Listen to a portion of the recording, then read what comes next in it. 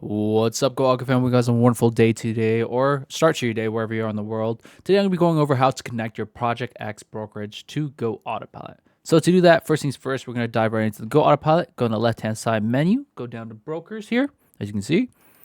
Then you can hit Add Broker Connection, or add your first broker. So I'm just going to click either button. I'm going to add my top step here, so you can select either one of these Project X listed right here.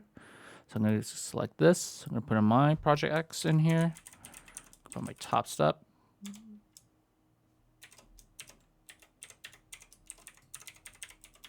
There we go.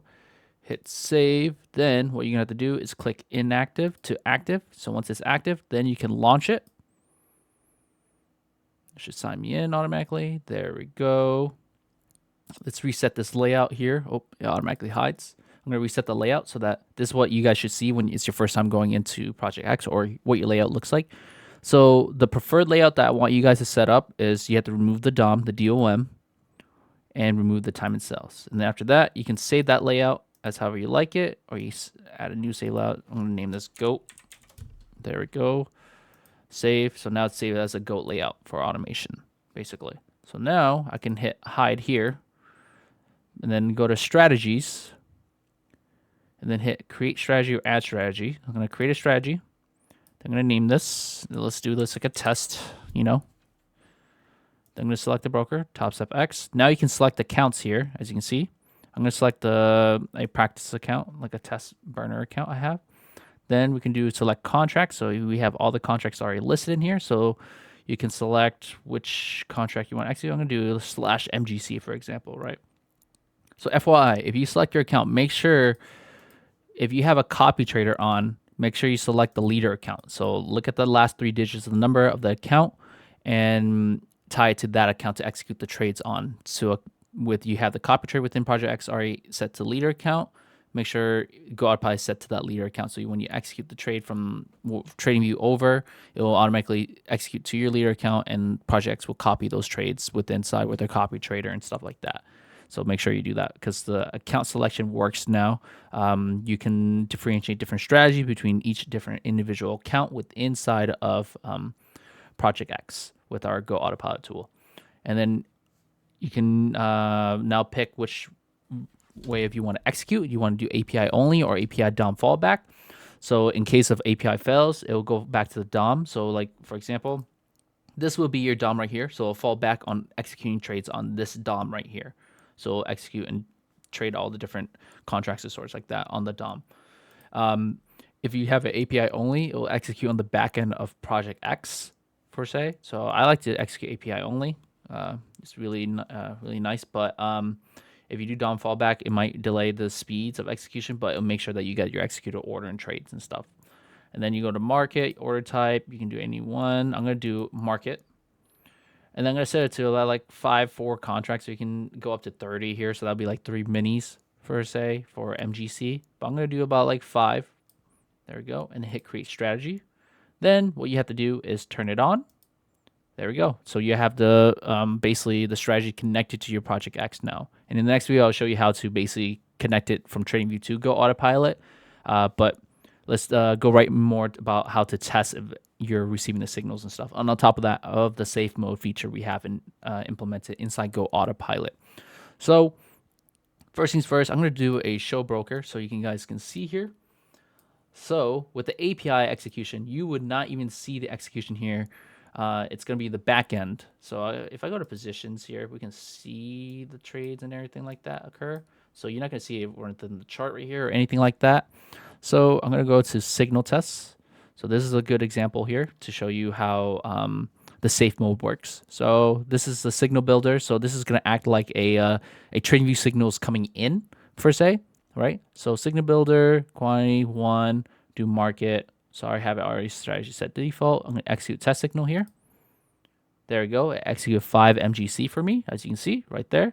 But it's not displaying on the chart because it's executing the backend. So I have to change it to the chart if I ever want to see the trade or anything like that, to see the trade executed here. But since we're on safe mode, like I said, if you do a sell signal now to execute out of the position, or you manually exit out of the position, you will not be able to get a actual signal from your TradingView strategy. So it's it's important to basically go into safe mode testing and hit OK, exit open position. So instead of using the signal builder here, I would say use the safe mode testing if you have safe mode on. Don't use the signal builder if you are testing it with safe mode on. So you would have to go in here and exit the position. So I would, but in this case and scenario, I'm going to do an example here. I'm going to show you how the safe mode works. So if I hit X here, close out the position. All right, I close it out manually, as you can see. Let's say I try to do a sell now. I'm going to get an error here. As you can see, I just received an error.